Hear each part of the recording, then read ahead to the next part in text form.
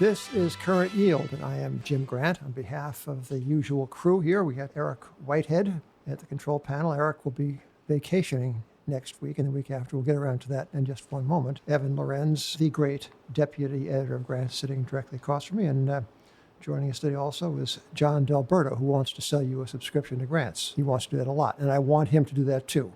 Before we get into introducing Carl E. Walter, I want to say a couple of words about our highly well-traveled engineer, Eric Whitehead. Now, Eric, as you know, constant listeners know, is mostly partial to vacationing in formerly communist countries. North Korea was an especially favorite destination of Eric and his family. They insisted on going, oddly enough, in February to Pyongyang and to the Days Inn motel there. They went on Monday, which I think was their mistake because they don't serve food on Mondays. They have no food, right? Yeah. But this time, Eric, you're going to Tanzania, no? Yeah, for 2 weeks. So, Evan, what's the equivalent in weeks, New York weeks, for 2 weeks in Tanzania? Is it shorter or is it longer? Oh, much longer. Yeah, so it's like a 3-week vacation, Yeah, right? New York minutes, very, very short. Yeah, so Eric is taking the equivalent, let's call it a 5 weeks vacation by taking a 14-hour flight to Tanzania, which may become, in fact, a communist country during his vacation there. So good luck to you, Eric, on that vacation, yeah. So joining us, as I mentioned, is Carl Walter. Now, Carl is, I'm not going to say that his principal accomplishment in life was talking at a grants conference, although that certainly is not down there on the resume. But Carl, where to begin? A PhD from Stanford, a graduate certificate from Peking University, 20 years and more of financial experience in China, fluent in Mandarin, was at one point the China Chief Operating Officer and Chief Executive Officer of the subsidiary of a bank called J.P. Morgan, done a lot of investment banking, in fact, groundbreaking investment banking with Credit Suisse First Boston in China. And I don't know, Carl, it is a pleasure and an honor to have you with us today. Thank you very much, Jim. It's nice to hear your voice again. Yes, well, Evan Lorenz is, among other things, the staff sinologist. You're an expert in China, right, Evan? In as much as anybody in Manhattan can be. Yeah, so honor to the first question of Carl E. Walter goes to Evan Lorenz. So, Carl, if I have my facts straight, you got your MA in economics in Beijing University in 1980. That makes you one of the first 7 American graduate students to study in China after the collapse of the Maoist revolution. So you were in China in the 80s as the economy opened up under Deng Xiaoping. In the 90s, you actually took some of the big state-owned companies public. In 2012, you wrote perhaps the definitive book on what's wrong with China's system, and you consult with companies and individuals, and you go back to China frequently. As you talk to people, you look at your contacts, and you just look at the economic e-leafs. What is your sense of what's happening in China today, and kind of what is the sentiment of people when you talk to them? I think the sentiment largely one of just getting on with. But if you look at the bigger picture, I mean, I feel like when I go there anyway, I feel like I've gone back to the beginning. You've done a nice introduction. I started off a long time ago, but I'm still alive. But back then, it was like going to Pyongyang, and like Eric has done, and now it's very, very different. But in some ways, it's very much the same. I can remember very well the first Western TV show on Chinese television. It was a 15-minute short of Disneyland. Now the people over there don't even know what's going on in Hong Kong. I just got back last Saturday. They have no idea what's going on down in Hong Kong. I've sent pictures around to people, and they're shocked. So I sort of feel like back then nobody had any idea what was in the outside world, and now, 40 years later, it's still the same. Wall Street, Carl, we call that a round trip. Sometimes it's good, sometimes it's a round trip, exactly. Carl, tell us what you expect, or what one can expect, perhaps, from this weekend's G20 meeting with our president and their president. Boy, oh boy. It seems to me there's so much at stake for President Xi. There's so much at stake, I can't really expect anything to come of all this. I mean, he has got such a case of hubris. There are so many things going wrong right now, it seems to me, on his docket. You've got Hong Kong, like I just mentioned. You've got this trade war with the U.S. There's a whole pile of other things that are just... Yeah, organ harvesting. Yeah, that's another organ thing. harvesting. Why don't we go through the list of the big things going wrong that's impacting Xi right now? Because I think that'd be a good way to frame kind of the conversation going forward. Do you want to do it, or do you want me to do it? You know it better than I do. Yeah. Are you sure? I'm not so sure. Frankly speaking, I think I would have rather stayed in New York all these years and been a China expert than having gone to China all these years and become the hard way. So then you've got the trade war. You've got Hong Kong. You've got an economy that seems to be bumping slowly down. You've got a huge debt problem that you're trying to bury. You've got even people in Europe who are getting very upset. You've got these tariffs that are tearing apart maybe one or two of the only decent companies in the entire country. So there's a lot of things, I think.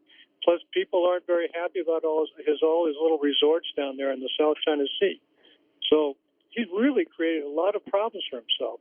It's quite a honey-do list. Well, tell us, not to seize on the journalistically trivial or the licentious or the scandalous, but Carl, do tell us about these sweet little resorts. Well, I mean, I'm talking about the island. Since they can't seem to build a very good or enough aircraft carriers, why don't they just turn those islands into aircraft carriers? So, and that's those. So Okay. You made all those people down there unhappy with China. That's all. Okay. Hey, Evan, let me interrupt this flow of question and answer. And Carl, forgive me for one moment. I'm going to plug our fall conference. This is purely self-serving, and the trade is called an advertisement. And I'm looking down and here at our house ad for the conference. And we have everything in this ad except the darn date. Well, it's October 23rd, right? Eric? Yeah? He's going to check it. This is some kettle of fish. Ladies and gentlemen, you are the first to see one of the great howlers in the world of advertising. In this small world of our advertising, we don't give the date of the conference. Now, where's the head to chop off? John, you'll do. Okay. No, you didn't do it. But anyway, it's October 23rd. Yes, as I thought. Anyway, we're having a fall conference, even though we think we're not. And Seth Klarman is going to be there. And so is Ann Dias and David Rosenberg. And I'm going to be there as well, Peter Ciappinelli of GMO and Martin Hale of Hale Capital Partners. But one of the highlights of this conference to be held on October 23rd is I'm going to debate Bill Dudley, the former president of the Federal Reserve Bank of New York. And it's something like, resolved, post-crisis monetary policy is a failure. That's kind of the proposition before the House. And do you think we ought to just switch sides? Dudley ought to attack it for moral hazard, for the misallocation of resources, for the perpetuation of zombie companies, for the manipulation of the most sensitive prices in capital that is sure to yield to bigger trouble down the road. He ought to take that side. It would make it more interesting. He should know where the bodies are buried. Right. And I'll take the side. No, I'll take the side. I'll take Bill's conventional side, which is this has been swell. You're giving yourself the heavy lifting. No, this is easy. I could make a great case for this. Don't you just have to point to the Dow Jones Industrial Average? Right. Don't you like the stock market to go up, you idiot? Anyway, again, the conference is on October 23rd. You got to be there. All right. Thank you. Now, as you were saying, Evan. Carl, one thing that's dominated the press here is kind of the failure of Baoshang Bank. Now, Baoshang is kind of a rounding error in terms of the Chinese financial system. I think it's like $80 billion worth of assets in a financial system of $40.1 trillion. China's banking system is bigger than anything the world's ever seen. It's about 47% of world GDP, and it's twice the size of the American banking system. And this little tiny bank that failed seems to have seized up the wholesale funding markets there. I'd love to kind of understand, is this kind of just an anomaly, or do you expect more of this to happen? And how precarious is China's financial system? It scared everybody because they're not the only one. I mean, they're the one that couldn't hold it together in the end. But there's tons. You know, I've been trying recently anyway. It's really completely must be because I'm obsessive compulsive in the extreme, trying to figure out how many banks there are in China. And supposedly there are 134 of these city commercial banks, 134, of which this is one. And all of these guys use wealth management products or borrowed in the interbank market to fund, local things, or they borrowed in the interbank market and borrowed to wealth management products to support local asset management companies to hide other banks' bad loans. I don't think it's unique, and I think the reason the markets are scared is because everybody knows that the emperor has no clothes. There's a lot more than just the one. Carl, could you tell our listeners what a wealth management product is? Wealth management products started off, I think, not long after the global financial crisis broke out, and they were used to move bad loans. This is my view. Move bad loans off a bank balance sheet so that they could have a better NPL ratio. What they are is they're sort of asset. They're They're sort of a fund. They're made up of non-standard loans, government bonds, regular loans, stuff like this, and sold to retail customers. And they're generally supposed to be off the balance sheet. So this is a yield product. No, it's an income product. Absolutely. I hate Right. this word product. It sounds like actually something that's like, it sounds like iron ore or something. So No, I thought it's what you put in your hair myself. yeah. This actually sounds a little bit like the structured Yeah, investment wall. vehicles or conduits that a lot of U.S. banks got in trouble with in 2007. If you You remember bet. that, if you remember then, banks would have these off-balance sheet vehicles where they would lever up pretty heavily in the repo market, and they'd sell them to other people as kind of a yield play. And the thing is, they work great because banks would collect the income. They didn't report the assets, so their leverage looked great, and somebody else could actually collect, income off this whole structure. The only problem is once the assets started turning bad, they blew up, and by the end of 2007, the Civ conduit structure kind of These collapsed. didn't even have a conduit structure. These are just straight off bank balance sheets. Now the CBIRC is forcing banks to set up subsidiaries to do this business, and they're forcing banks to stop guaranteeing it. So these are all supposedly going to be off balance sheet, and the banks are supposedly not going to make customers good. I think the deal about the WMPs there is everybody believed, no matter how bad the junk in the product was, how bad the assets that were stuffed in there were, that the government would step in and make them whole. So there's a tremendous amount of moral hazard, and largely speaking, that has been true, I think. Well, it's not the fault of the average Chinese saver because as soon as any of these have gone bad in the past couple of years, you see protest in Beijing or other financial cities, and all of a sudden the authorities make people whole. It seems like the Right. problem always gets swept under the rug. Exactly. So I mean, the government's totally, whether it's this or whether it's Baoshang Bank or it's Jinzhou Bank, the government is very concerned. Well, it will not. Nothing can be allowed to fail. Everything must be nice and safe and stable. Stable is the word. So. I guess the interest to us is not so much one small Chinese bank or 134 small Chinese banks, but what it means to the Chinese financial system and the Chinese economic model. Is there anything to read into this, or anything that indicates that this might be a turning point for China? I think I've thought a lot about this since that silly book came out 10 years ago, and I think the answer to that is as long you can, and I think the book said it is you cannot expect China to open up or make its capital account open or make its renminbi convertible as long as this situation exists. Because as we saw a couple of years ago, once they start loosening up on the capital account, money flows out like a son of a gun. So it may go back ultimately, but in the meantime, it's going to go out and wreak havoc. So I think the principal consequence is you're going to have this big balloon there, and that's it. You mentioned the book, which, by the way, is not silly, nor is it little, but it did come out the better part of 10 years ago. It reminds me that time does fly, and that Oh boy, is it ever. I'm not sure how long you've been bearish on China. What, 50 years? Oh, at least. 60, yeah. Anyway, so when is the denouement? Is it in the lifetime of an ordinary, healthy, middle-aged person? Or do you have any sense about this? I mean, we're not getting impatient, but we would like to know, Carl, when does this end? Well, I haven't got that much of a lifetime left myself, so what can I say? I don't know how it's going to end. Nobody knows how. Boy, I wish I knew. I could be a millionaire and live in Jackson Hole all year long. But I really can't say. The main point is if the People's Bank had gotten their way and you'd opened up on all these things, they liberalized the interest rates.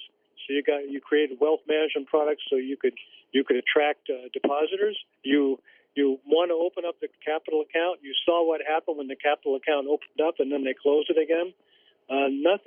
There's no way in the world that things like that are going to happen in China in your lifetime, my lifetime, or anybody's lifetime, as long as the party's in control.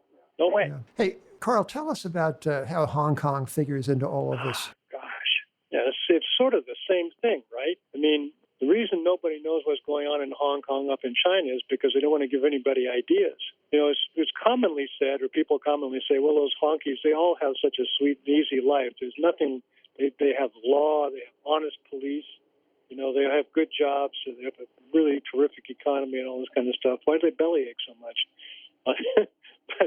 But on the other hand, guys are striking for something that's really worthwhile. I really admire them. But if you can't really show that in China, because it might get especially this month, Is there capital flight from Hong Kong yet? Or if not, Do you expect No, there I to think be? there has been. I think it's been a lot of Hong Kong capital flight to Taiwan. I mean, you should think about what the impact of Hong Kong is on Taiwan. And it's going to be really interesting to see what this election is going to result in. But I'd be really surprised if Madam Tsai doesn't get reelected again, because people don't want to have happen to them what's happening in Hong Kong.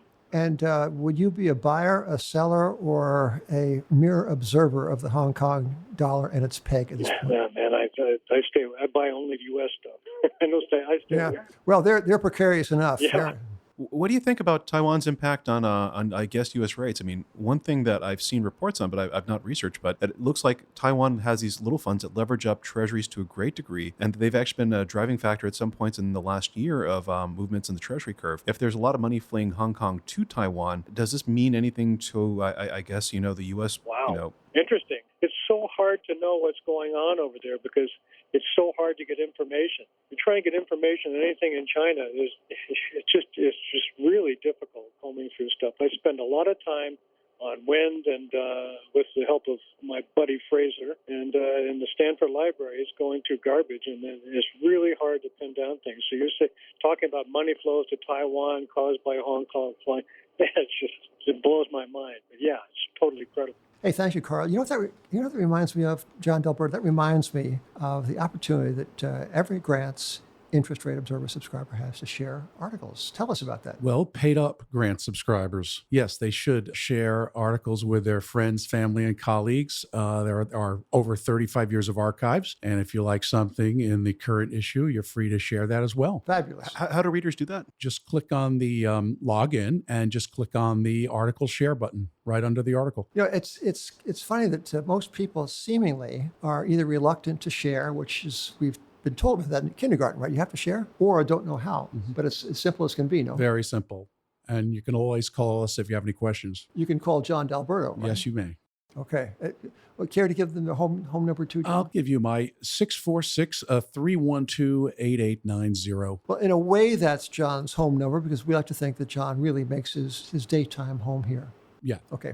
Thank you, John. Hey, Carl, how can you run an economy if information is so hard to come by? Do you think that the senior leadership of China has any idea what the local government debt is? No, they do not. And moreover, they don't want to know. Can I ask a different question? Does the leadership know what the real economic output of China is? Of course not. I don't think any of these numbers that you see are real. They're fudged. And, of course, I think people at the World Bank and IMF would think what I'm saying is just ridiculous. But I totally believe that nobody has a clue what's going on.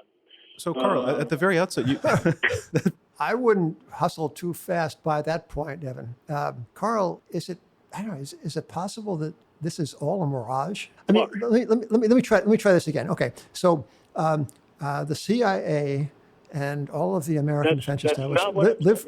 Oh, sorry. Please proceed. Me. So the question was: does the senior leadership of the country have an idea what its industrial output is? Right? Or is that correct? Yeah, along those lines. Yeah. Or what its economic performance is?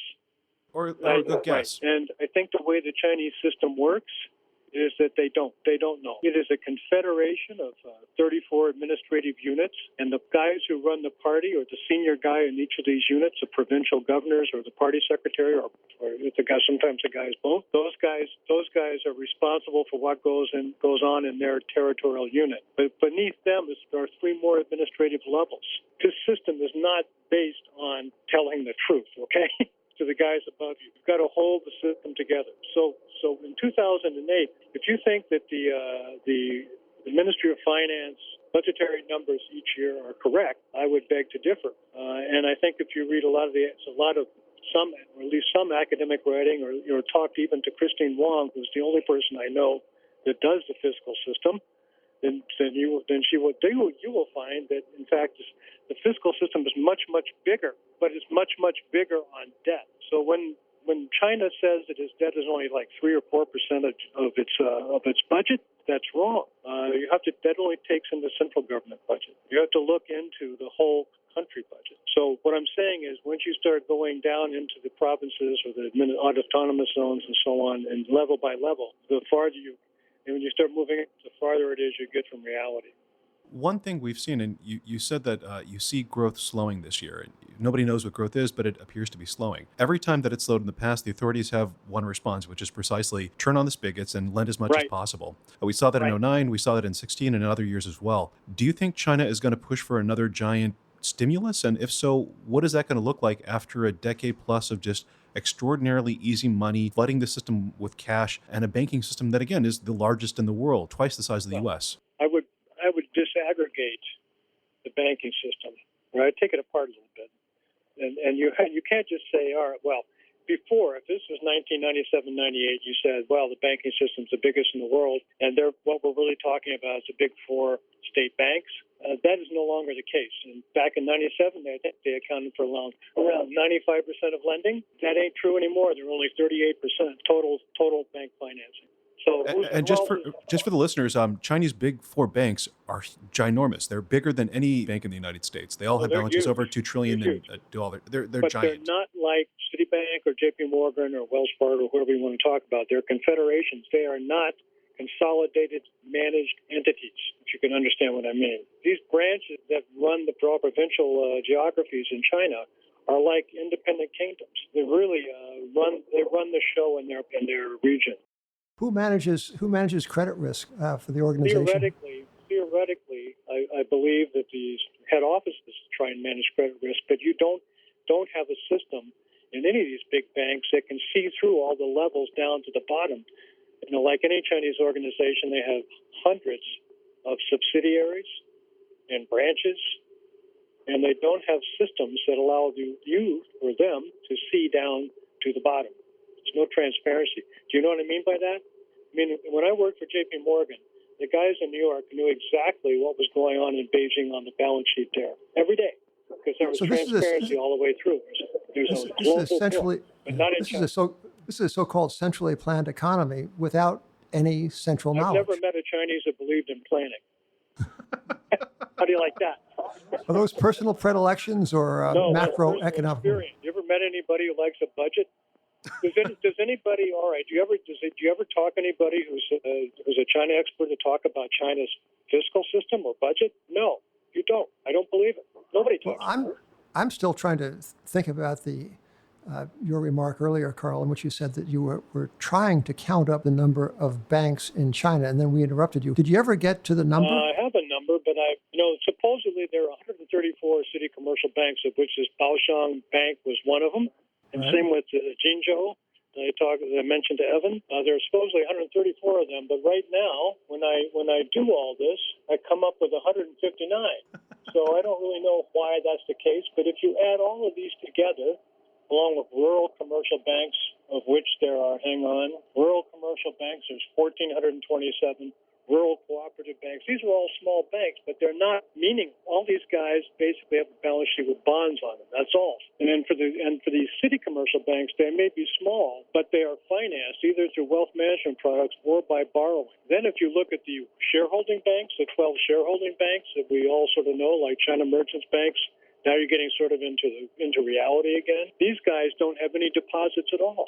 They live by the interbank market. So where's the deposits? The deposits are all in the big five city banks or big five state banks. So, Carl, so you're saying most of the banking system is not like a bank that we know, which is something that takes deposits and makes loans. It's entities that buy bonds and leverage via the wholesale market or the repo market. How leveraged is a typical Chinese bank then? I mean, it sounds more like a bond fund that's using a lot of short-term leverage, which I understand because we've seen that in the U.S. But how leveraged are these bond funds that pose as banks? Yeah, I really, some of these banks are listed.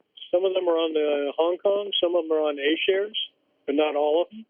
Not a majority. So to get a handle on this, which I'm sort of trying to figure out a smart way to do, you've got to go down and look. But I believe that even if you look at, let's just take a state bank. So in 2008, when they did the stimulus, and all that money poured into the economy, where did it come from? It came from the state banks. Where did it go? It went to the SOEs. It went to the other banks. And then where did it go?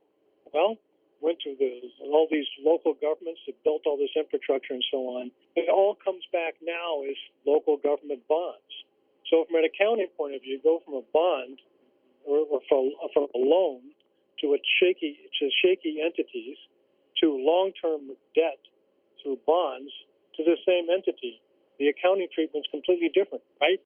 Because you don't impair bonds, you only impair bonds when they default. Exactly. Well, I think now there's a new rule, but basically a loan has a much bigger hit than a bond. All you've done over the last 6 years is shifted loans from short-term to long. That was the first step. And then from long-term into bonds. And then you made these bonds like muni bonds in the U.S., so there's no tax on them, so they have a higher interest rate. Are there advantages to holding a bond with respect to reserve requirements? Yeah, that's what I'm saying. You don't have to reserve against the bonds, whereas you do against loans. And also probably lower cost of capital, like bonds have a lower risk weighting. Assuming we do. Yeah, that's right. We have a good cost of capital calculation. We have been talking with Carl Walter, who is non-pari China expert. Yeah. Carl, what comes across to me is, first and foremost, your knowledge, and second of all, your humility in the face of what we think we knew, but thanks to you, talking to you, we now know we don't know. And I'm going to, as a final question, let me ask you to speculate or to perhaps to assign a kind of a number. What percentage of the things you hear asserted about China strike you as on their face, prima facie, wrong, or simply guesswork? What is our deficit of knowledge about this thing that we in America are so readily, so quick to take a point of view or an opinion on? Are we all groping in the dark? You know, there's a wonderful book written about the green zone in Baghdad. I've forgotten what it is, but it shows you how we all are so ignorant about other countries. And it's especially true about China. Now, it may be, well, I've always felt like the guys who work in Washington, in the Beltway, are the biggest offenders. They don't really get out at all. And the guys that used to come over for the strategic dialogue also had no clue. They didn't ask the right questions. But this is just a function of, I think, normal, I won't say American, but I think anybody. We don't really have a good grasp of what other countries are like. And in a country like China that has a governmental system that has been developed, I mean, you call them communist, it doesn't make any difference, has been developed through, I don't know, multiple dynasties over the last 2,000 years. This system's still in place. So when I say things like you have a confederation of provincial branches, that these guys are responsible for their territory, and that below them there are 3 administrative zones or levels, and all those guys work up. Truth gets lost along the way. The only truth that really comes out is when guys like Baoshang go bust, or when the auditors walk away. For Ernst & Young to walk away from Jinzhou Bank, that's hitting the door of reality, man. Because that's not easy. They don't usually do that. So I think my point is that it's not that we're missing stuff, it's that we generalize from our own experience. And if you're from Kansas, you generalize from that. And if you're from New York, you generalize from that. And so even if you go there for 3 or 4 weeks every year, it's really hard to stay on top. So I hope that answers your question, or at least responds to it anyway. It does. Carl, one last question for you. I know you don't want to go on the record for when you think China might collapse, because everyone's kind of put out a date and everybody's been wrong so far. But let's say that there's a counterparty that you trust beyond all others, JP Morgan, the Fed, the U.S. Treasury, and they offer you one of 2 choices. One was $1 million in renminbi, which at current exchange rate is something like 6.8 million renminbi, and you can get that in 10 years. Or you can get $500,000 US in 10 years. You know, half the value of today. Which one do you choose? I'd take the dollars every time. Well, that's saying something. Carl Walter, thank you. It has been wonderful to talk to you, and to me at least, I dare say to many, so enlightening. Well, ladies and gentlemen, thank you for listening, and thank you, Eric, as always. Good luck to you and wherever you're going. It's what was that, Evan? Was you going to Egypt, right? Or no, Tanzania? Yeah. Tanzania, yes. Tanzania. And Evan, as always, it's been a pleasure. John Delberto, thank you, and thank you for telling us about the unique opportunity of the Grants Reader to share articles. And I want to thank our final sponsor, which is gold. Yeah, we've been sponsored in part by gold, which yields more, ladies and gentlemen, than about $13 trillion worth of fixed income securities worldwide. And that's no mean feat, because there's only about $8.7 trillion worth of gold out there. And so it's out yielding $13 trillion worth of paper. Well, it's a high yield asset. Till next time, this is Jim Grant on behalf of Current Yield.